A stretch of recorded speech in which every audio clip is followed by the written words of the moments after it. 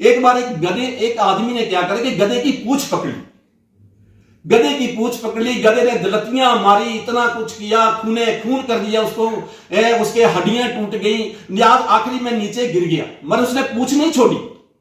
तो एक आदमी ने बोला यार छोड़ दे पूंछ, मगर फिर भी वो आदमी लोहू लुहान आदमी पता क्या बोलता है कि मेरी पकड़ देखिए। तो ये पकड़ जो है वो मेरे लोगों की, कांग्रेस और बीजेपी की पकड़ है। वो आज उसको लोहू लुहान कर रही है, मार रही है, पीट रही है, उसका बेड़ा गर्क कर रही है, उसको नौकरियों में खा रही है, उसको लोनों में खा रही है, कोई कहीं कहीं खा रही है, मगर उसकी पकड़ देखिए, वो पकड़ आज भी नहीं छोड़ता।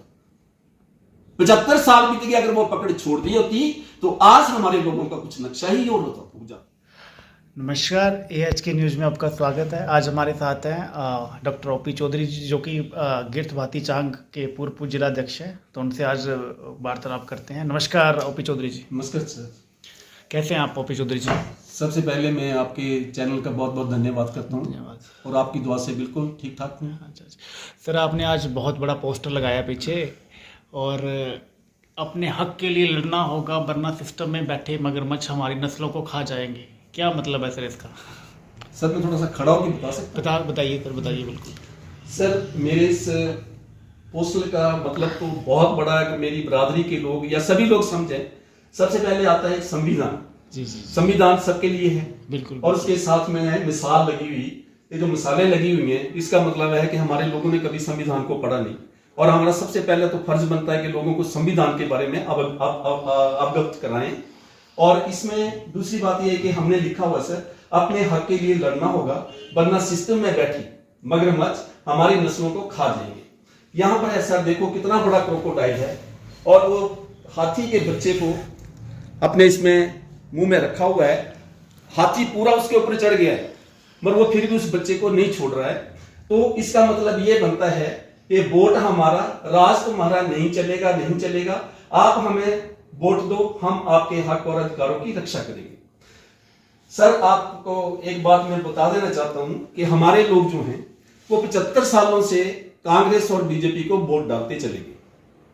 एक शब्द आता है, जैसे घेसला शब्द आता है ना, घेसला, तो हमारे लोग एक घेसले रहते हैं चुपचाप, और इस घेसलेपन में ही वो 75 सालों से लोगों को वोट डालते गए। और उसकी वजह से ये जो क्रोकोडाइल रूपी हमारे जितने भी MP और MLA हैं, ये क्रोकोडाइल रूपी है।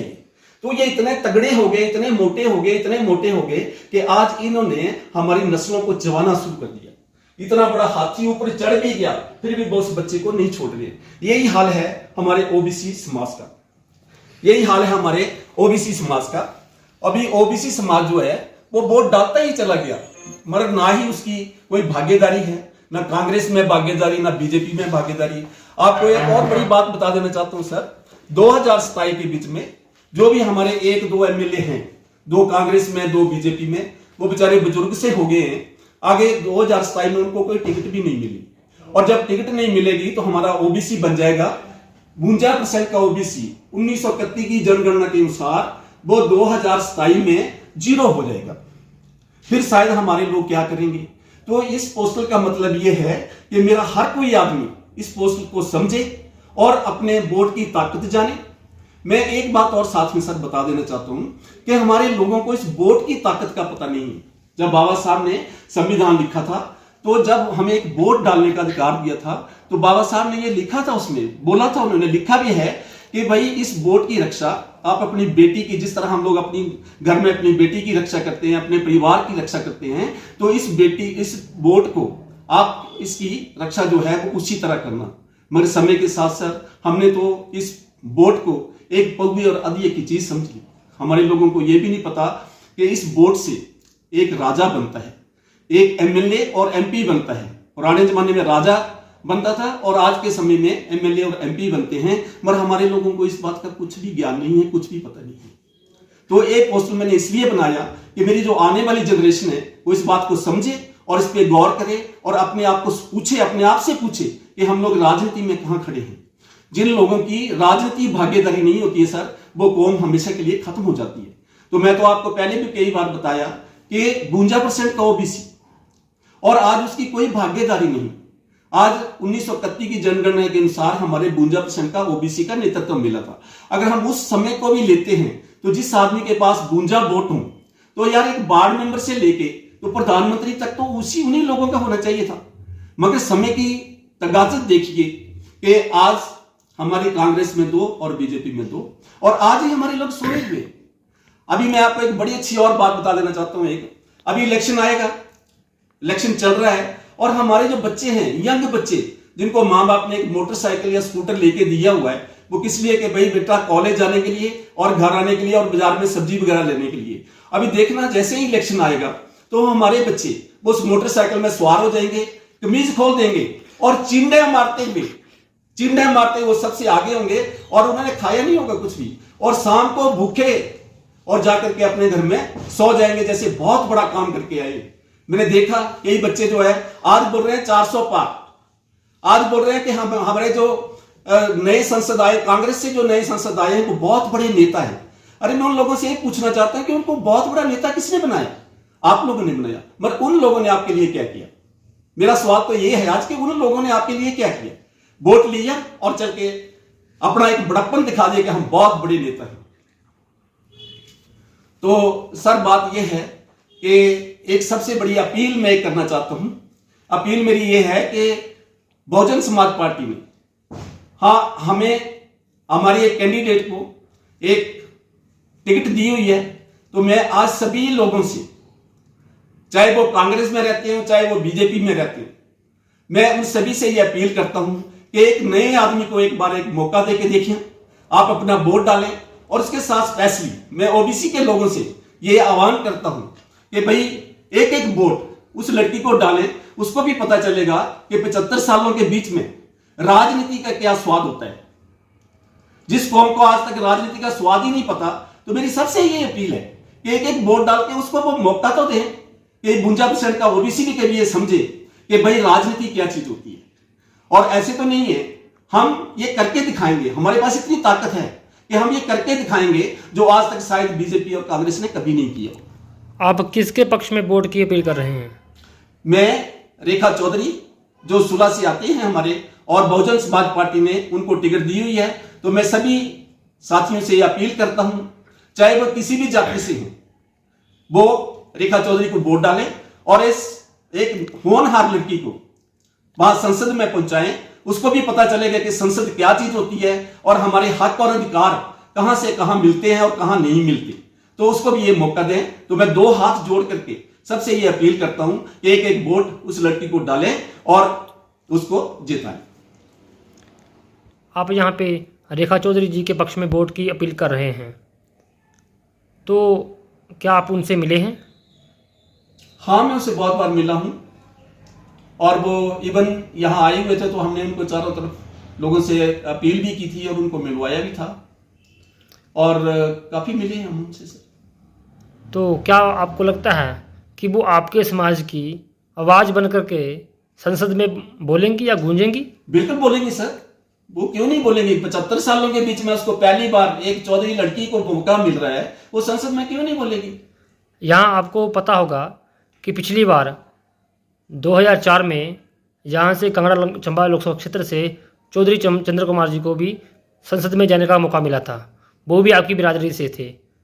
तो आपको क्या लगता है, क्या वो भी उनकी तरह ही करेंगी या उनसे कुछ अलग करेंगी? सर, जो आपने मेरे से सवाल पूछा है वो बहुत अच्छा सवाल है। मैं किसी पर ब्लेम नहीं करना चाहता हूं सर। मैं पहले भी आपको बता चुका हूं कि 1931 की जनगणना के अनुसार हमारा 52% का नेतृत्व है। अगर 52% का हमारा नेतृत्व है तो समझो आप कि हमारे 20 और 25 एमएलए होना चाहिए थे, मगर हमारे पास हैं कितने? 2 और 3। तो अकेला चंद्र कुमार बेचारा क्या करेगा हमारे लिए? उसके पास तो इतना काम होता है, हर को ओबीसी उठता है और उसके पास चला जाता है, तो वो अकेला आदमी क्या करेगा? मरे हमारी गलती है। हमारी क्या गलती है कि हमने उनके अनुसार, क्योंकि जो हमारे 15 और 20 एमएलए बनते हैं, हमें उतने एमएलए होने चाहिए थे। जब हमारे इतने एमएलए होते हैं तो हमें ऐसे करने की कोई जरूरत नहीं है। पता क्यों? कि जैसे ही एक आध आदमी वहां होगा तो अगर वो हमारे बारे में बात भी करेगा तो वो पता क्या बोलते हैं, ओए गिरथुआ चुपचाप बैठ, तेने अगली टिकट लेनी है कि नहीं लेनी है?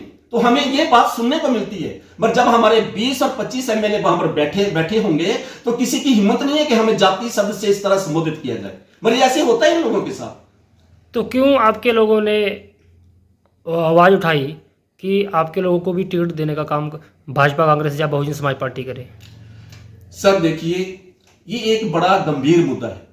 गंभीर मुद्दा मैंने पहले भी आपको बोला था कि हमारे चौधरी जो है वो घेसड़ा, एक घेसला शब्द होता है, वो घेसला बनकर के ही चुपचाप बैठे रहते हैं। उन्होंने कभी इस बात की डिमांड नहीं की। क्यों डिमांड नहीं की? कि थोड़ा सा इसके साथ थोड़ा सा इतिहास भी है। क्या इतिहास है? कि पुराने जमाने में थोड़ा सा, चलो 60-70 के टाइम में आप ले लो, तो हमारी जो जमीनें थी वो लोगों की होती थी और हम लोग काश्तकारी वगैरह करते थे। तो हमारी बहू बेटियां बेचारी उन्हीं के खेतों में जाती थी, काम करती थी, बाहर अंदर भी जाना होता था तो उन्हीं के खेतों में जाते थे हम लोग। तो इसलिए हम लोग डरते रहते थे। हमारे माँ बाप बोलते हैं, बेटा ऐसा नहीं करना है, आपको राजनीति में नहीं जाना है, आप अपना काम करते रहिए। तो मैं एक बार पहले भी शायद आपको बता चुका था कि ये चीजें हमें विरासत में मिली है। हमें विरासत में क्या मिला है? कि आपको चुपचाप रहना है, आपने कोई बात नहीं करनी है। तो उसका ये नतीजा है। उसका क्या नतीजा है? कि आज हम बिल्कुल हाशिए पे आ गए। जितनी ओबीसी की कौम, 52% की ओबीसी जो था वो अब बिल्कुल हाशिए पे है। अभी 2027 में बिल्कुल ओबीसी का नामो निशान हिमाचल प्रदेश की विधानसभा से मिट जाएगा, क्योंकि हमारा कोई एमएलए एमपी वहां हो गई। तो इसके लिए आप क्या कर रहे हैं? उसके लिए हमने रेखा चौधरी जी को टिकट दिया हुआ है और मेरी बिरादरी से मैं पहले भी अपील कर चुका हूं कि उसको एक आदमी को तो आप एमपी बनाए, क्योंकि लोगों को दिल में लगेगा नहीं हमारा कोई एक आदमी तो है। तो आपने विधानसभा की बात करी है, तो 2027 के लिए आपकी क्या तैयारी है? मैं तो एक बार पहले भी आपको बोल चुका हूं कि 2027 में मेरे कम से कम 15-20 एमएलए जो हैं वो ओबीसी बिरादरी से हम वहां पहुंचाएंगे। हमें पता है, क्या पता है कि हमारे लिए एक, पता क्या किया हुआ है इन लोगों ने, क्या किया हुआ है कि एक मजबूरी पैदा कर दी है। मजबूरी क्या पैदा कर दी है कि हमारे हिमाचल प्रदेश में सिर्फ 2 ही पार्टियां हैं, एक कांग्रेस और बीजेपी।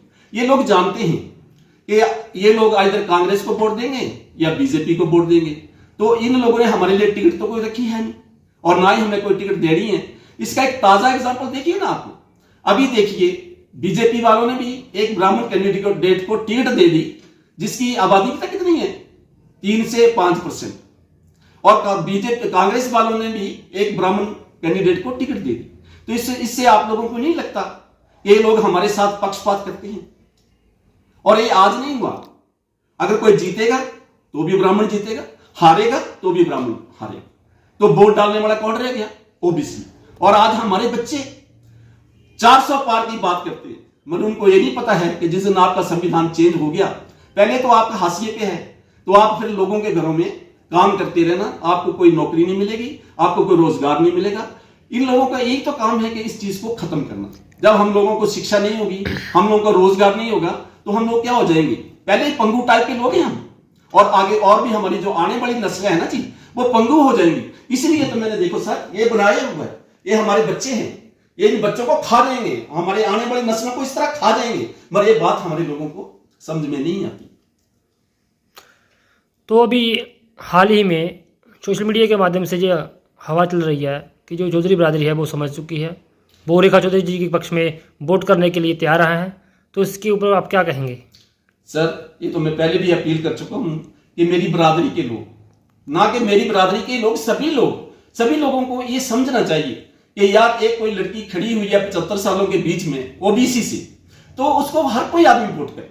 और देखे तो सही, वो 5 साल में एक नया काम क्या करती है जो हमारे लोगों ने, जो कांग्रेस ने, बीजेपी ने 75 सालों में नहीं किया, वो लड़की क्या करती है। ये तो हर आदमी का कर्तव्य बनता है सर, ये वोट डाले। और जैसे हम लोग निष्पक्ष वोट डालते हैं, हम कोई जाति नहीं देखते। हमारे पंडित जी खड़े हो जाएंगे तब भी हम कोई जाति नहीं देखते, हमारे राजा साहब कोई खड़े हो जाएंगे तब भी हम कोई जाति नहीं देखते। हम तो बल्क में वोट डालते हैं उनको, हमने कभी उनसे पूछा ही नहीं कभी भी। और देखो, दूसरी बड़ी बात तो क्या है सर, हम वोट डालने के बाद हम अपने एमएलए को कभी नहीं पूछते, और ना ही वो कभी हमारी बात पूछने आता है। हम देखो एक किसान परिवार से आते हैं। किसान परिवार का मतलब पता है क्या है? ये अन्न उगाने वाला।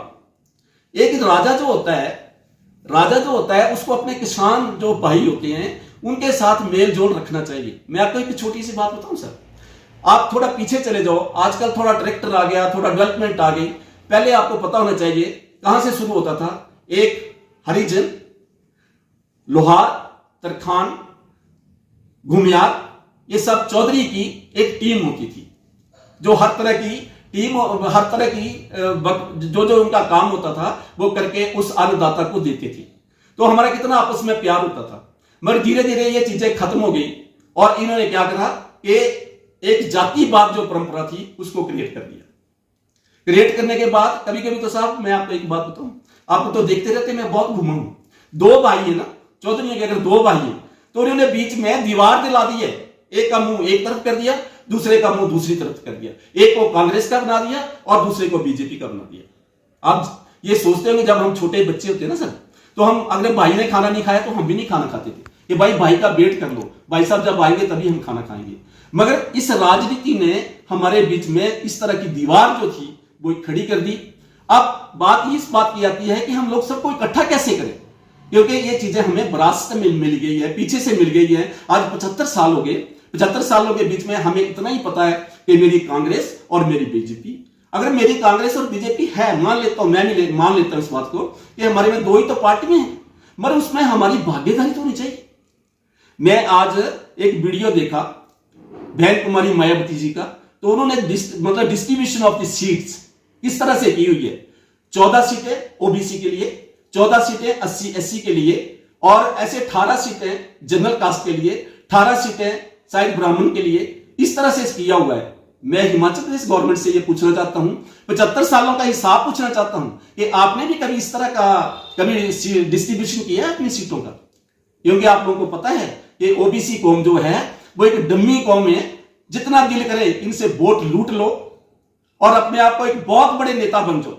आप बहुत बड़े नेता बन जाते हैं, मुझे बहुत खुशी की बात है, मगर आपने एक किसान को भी देखना है। आज आपकी वो एक खाद की बोरी देख लो कहां पहुंच गई। अगर आप किसान के बारे में सोचो तो किसान के बारे में सोचना चाहिए ना यार, है तो खाद की बोरी कितने में पहुंच गई है ना। फिर आप बीज ले लो, बीज की कीमतें कितने पहुंच गई। अगर कोई आदमी लोन लेता है उस काम को करने के लिए, ऊपर से कोई नेचुरल आपदा आ जाती है, किसान बेचारा उतना उगा नहीं कर पाता तो उसके ऊपर वो कर्ज हो जाता है। लोगों के ये दोनों सरकारें जो हैं लोगों के बड़े बड़े कर्जे माफ कर सकती हैं, मगर एक किसान को उसको फांसी लगाने पर मजबूर कर सकती है। आज मैं एक आपको और दूसरी बात, अभी NCRB का डाटा था कि हर दिन 2 में से 3 किसान फांसी का फंदा लगा करके मर रहे हैं, और भारतीय जो सरकार है, जो भारत की जो कांग्रेस बीजेपी की सरकार है, वो इसके ऊपर वो कह रहे हैं कि हम इसके ऊपर काम कर रहे हैं, हम उनको 6,000 रुपये दे रहे हैं हर साल। तो इसके ऊपर आप क्या कहेंगे? सर एक सिंपल सी बात बताता हूं मैं। आज हर आदमी की सोच है और होनी भी चाहिए कि हम अपने बच्चे को एजुकेशन दें। एक जिम्मेदार आदमी भी चाहता है कि मेरा बच्चा एक डॉक्टर बने या मेरा बच्चा एक इंजीनियर बने। वो लोग क्या करते हैं पता है, वो थोड़ी सी जमीन गिरवी रख देते हैं बैंक के पास या किसी के पास और वहां से पैसे ले लेते हैं, ये सोच करके कि कल को मेरा बच्चा पढ़ लिख के आ जाएगा तो मैं धीरे धीरे उसका कर्जा भी चुका दूंगा और मेरे बच्चे की जिंदगी भी बन जाएगी। होता ठीक ऐसे ही है, बच्चा डिग्री लेके आ जाता है, मगर जब उसको सरकारी नौकरी मिलनी होती है 20,000 की, मगर वो सरकारी नौकरी उसे मिलती नहीं है और वो मजबूर हो जाता है 5,000 और 6,000 पर नौकरी करने के लिए। रिजल्ट क्या होता है, शाम को जो है बैंक की एक चिट्ठी आई होती है, वो बापू पढ़ता है उसको, तो बापू ने क्या करना, बापू मजबूर है, उसने लोन लिया है, बेटा मजबूर है, उसको वो नौकरी नहीं मिल रही है और दोनों में लड़ाई होती है सर। और रिजल्ट क्या होता है, आए तो बापू फांसी लगा लेता है या बेटा फांसी लगा लेता है। ये घटनाएं हमारे घरों में होती हैं और इसके कई प्रूफ हैं। आप कई आए दिन अखबारों में देखते रहते हैं कि 18 साल के बच्चे को हार्ट अटैक हो गया, 15-16 साल के 20-21 साल के बच्चे को हार्ट अटैक हो गया। वो हार्ट अटैक नहीं होता सर, वो ये है रियलिटी बात जो वो ये है। मगर हमारे लोगों में क्या कर रखा है पता है, एक बार मैं एक छोटी सी कहानी सुनाता हूं। एक बार एक आदमी ने क्या करा कि गधे की पूंछ पकड़ी, गधे की पूंछ पकड़ ली, गधे ने गलतियां मारी, इतना कुछ किया, खून कर दिया उसको, उसके हड्डियां टूट गई, आखिरी में नीचे गिर गया, मगर उसने पूंछ नहीं छोड़ी। तो एक आदमी ने बोला यार छोड़ दे पूंछ, मगर फिर भी वो आदमी लोहू लुहान आदमी पता क्या बोलता है कि मेरी पकड़ देखिए। तो ये पकड़ जो है वो मेरे लोगों की कांग्रेस और बीजेपी की पकड़ है। वो आज उसको लोहू लुहान कर रही है, मार रही है, पीट रही है, उसका बेड़ा गर्क कर रही है, उसको नौकरियों में खा रही है, उसको लोनों में खा रही है, कोई कहीं कहीं खा रही है, मगर उसकी पकड़ देखिए, वो पकड़ आज भी नहीं छोड़ता। 75 साल बीत गए, अगर वो पकड़ छोड़ दी होती तो आज हमारे लोगों का कुछ नक्शा ही और होता। धन्यवाद सर, आपसे आज बात। ठीक है सर, बहुत बहुत धन्यवाद। आज आपसे बात करके बहुत अच्छा लगा, शायद मेरे लोग इस बात को समझें। और अंत में मैं सभी लोगों से एक बार अपील करता हूं कि रेखा चौधरी को अपने ध्यान में रखें और तन मन धन से उसको संसद बनाएं और उसको दिल्ली भेजें। बहुत बहुत धन्यवाद।